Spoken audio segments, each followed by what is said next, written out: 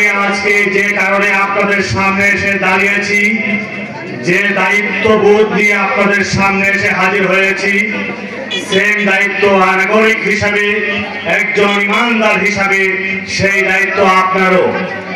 আমি আপনাদেরকে প্রশ্ন করতে চাই, একজন নাগরিক হিসাবে আপনি কি রাষ্ট্রের কাছে আপনার অধিকার চান?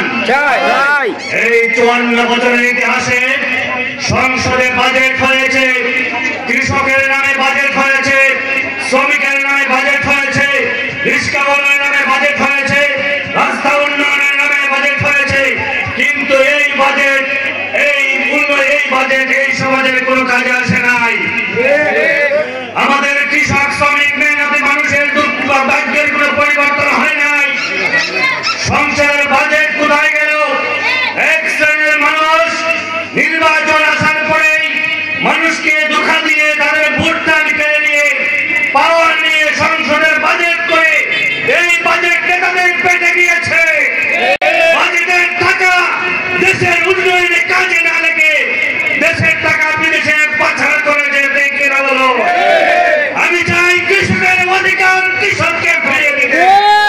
আমি চাই রাস্তার নামে বাজেট করে এই রাস্তায় যাতে শতভাগ কাজ হয় সেই কাজ করতে আপনাদের সামনে এসেছে।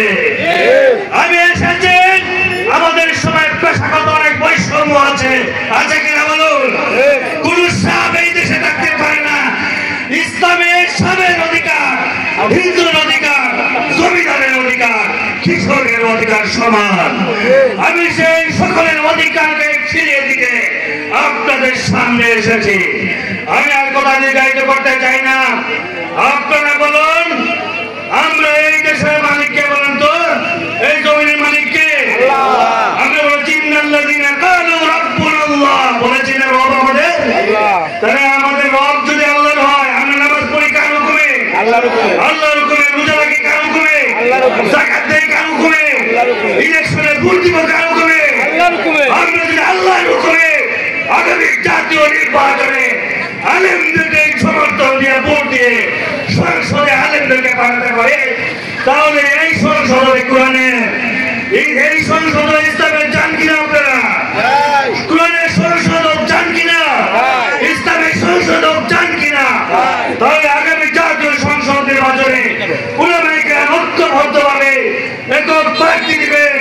সেই প্রার্থীকে বিজয়ী করার জন্য আমাদের ঈমান, আমল, আমাদের জানমাল শক্তি বিসর্জন দিতে পারবো ইনশাআল্লাহ। কথা দীর্ঘায়িত করতে চাই না, কথা শেষ। আগামী সংসদ ইসলামের, আগামী সংসদ কোরআনের, সেই প্রত্যাশা ব্যক্ত করে এই কোরআনের পক্ষে, ইসলামের পক্ষে আপনার সমর্থন কামনা করে আমার বক্তব্য শেষ করছি। দেখা হবে রাষ্ট্রপতি। আল্লাহ হাফেজ।